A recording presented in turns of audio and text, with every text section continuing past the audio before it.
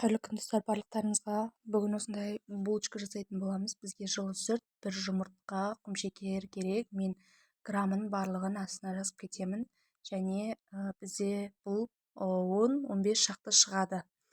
Шым-шым тұз қосып жүресіздер. ұн жүретін жерде обязательно міндетті түрде тұз болу керек.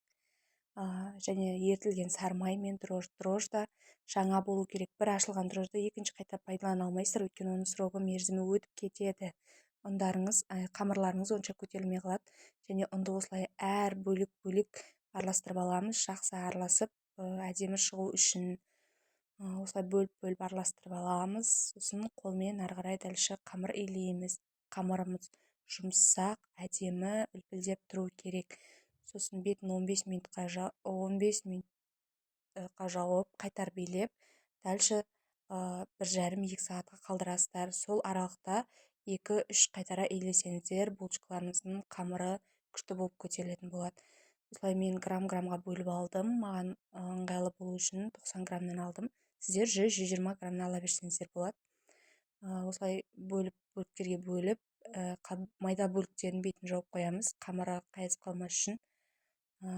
Және осылай жайып аламыз. Жайған кезде де қатты қалың, қатты жұқа болып кетпеу керек. Бар жоғы 1-2 сантиметр қалыңдықта болса болады.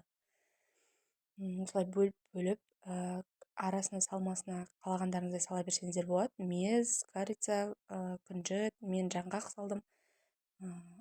Өздеріңізге қалай ыңғайлы солай, формасына да солай келтіре берсеңіздер болады. Қатып қалған не жоқ. Корица жақсы дәм береді, иіс береді. Осылай барлығын жайып аламыз. Ұнаса лайк басып, комментарий жазып кетіңіздер. Бөліктерге бөліп жайбағаннан кейін, табаға салғаннан кейін, жұмыртқа жағып бетіне мак сепкеннен кейін барып, тағы 15-20 минутқа қалдырсаңыздар, вообще жақсы болады. Ол кезде 15-20 минутқа қалдыратын болсаңыздар, жұмыртқасын жақпай тұрып қалдырыңыздар, содан көтерілгеннен кейін барып жұмыртқасын жағасыздар. Осы аралықта печканы қатты қыздырып қойыңыздар 180 градусқа. Осылай жұмсақ, әдемі болып шығады. Қанша уақыт екенін кімде печка әрқалай соған байланысты.